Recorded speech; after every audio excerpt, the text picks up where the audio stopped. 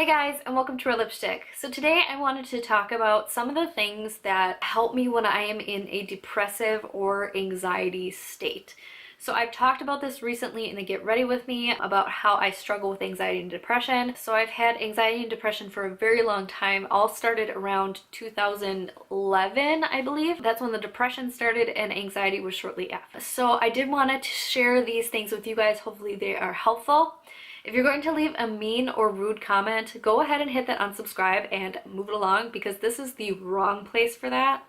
Otherwise, let's get into the video. So number one is get help. So whether that means talking to a friend, a family member, or actually going to go get yourself a therapist or a psychiatrist, anything helps. A lot of the time, talking it out really can help relieve anxiety and stress. It can really boost your mood. People around you, as much as you may not want to believe it at the time if you're depressed and feel like nobody cares about you, people around you, your friends, your family, do care about you deeply. I guarantee you they will be willing to listen to you and they want to help. So definitely reach out. It is okay to reach out. It is okay to ask for help, and you are a strong person for doing that. And it's an amazing accomplishment to actually go get yourself the help that you might need. Number two, medication. So I'm certainly not saying that medication is for everyone. Some people do really well with talk therapy where they go to see a therapist.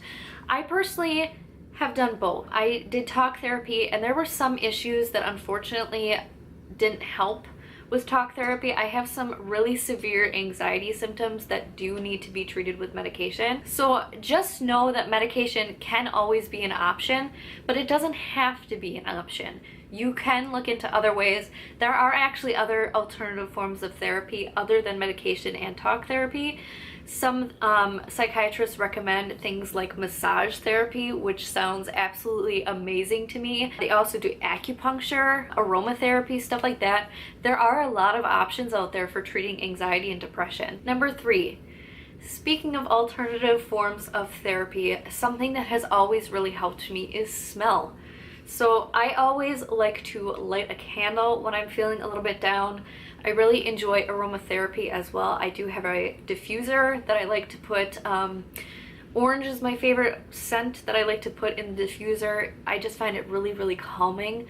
Perfume's another thing too. I like to put my favorite perfume on when I'm feeling really down because scents for me kind of trigger memories. So if I have a certain scent, like for instance, this is my favorite perfume of all time. My husband hates it, but I absolutely love it. It just reminds me of summer. It smells so floral to me. It's absolutely beautiful. It's the only floral perfume I enjoy. This is Miss Dior, by the way. I just love the way it smells and it brings me back. I do have some depression issues revolving around wintertime, so when I can wear a scent that reminds me of summer, it makes me feel so much better. Something that is really helpful for me when I'm feeling down is to take care of myself. When I'm in a sad mood, I tend to want to just lay in bed. I don't want to get up. Something that always makes me feel good and something that I enjoy doing is getting ready. So like I really like the process of showering, doing my hair, putting makeup on.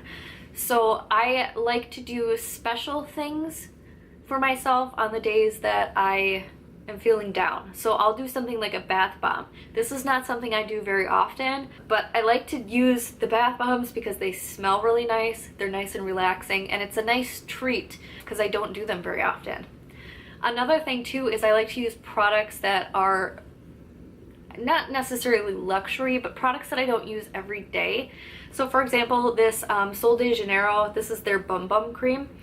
This is a product that is relatively expensive and it's a lotion. It's intended for firming and tightening of the skin. It smells absolutely amazing. It smells like vanilla frosting. It's so good. But because it's relatively expensive, it's not a product I use every day. So I tend to save it for special occasions. So when I am feeling down, I like to reach for this because I feel like It's a pampering type of thing. It makes me feel better. It makes me feel excited to use it. And then I will put makeup on for the day because I enjoy the process of makeup application. It's fun for me. It's artistic. I really enjoy it, and I enjoy trying new products and stuff like that. So I really make sure that I'm taking care of myself and doing the things that I enjoy doing. Do things I enjoy hobby-wise. So that includes reading. I love reading, and my favorite things to read are true crime novels, stuff about haunted houses. This is a little magazine that I got for Christmas from my husband's mother, and this is called World's Scariest Places. It's just like it's just a magazine talking about some of the scariest places in the world, and I have books like this as well. I just love reading that kind of stuff. I also have a few other books that I like reading. Like, I do like to read the occasional autobiography. I do like some fiction. I do like Harry Potter, not gonna lie, and I was a Twilight fan. I am embarrassed to admit that, but I was. And so I like to read, and it really helps to get my mind off of certain things. Because when I'm depressed or anxious, it tends to be over things that I need to do. Like if I have a long to-do list, or I'm stressed out about work. That's a huge trigger for me, is work stress. I'm a first-time parent, so I do get stressed out about stuff like that as well. So I just like to center myself, and in order to do that, I do like to read. Physical exercise. So this is something that I dread doing, to be quite honest. Some days I don't mind it, but I'm never like excited to go exercise. However, I do know that it makes me feel better in so many different ways. I'm not one of those people who feels like absolutely amazing after they work out. I've never been one of those people. I'm always pretty tired after working out. I don't get that like endorphin rush that a lot of people seem to get. But it does make me feel better in terms of I know I'm doing something good for myself, especially when I'm trying to lose weight after having a baby.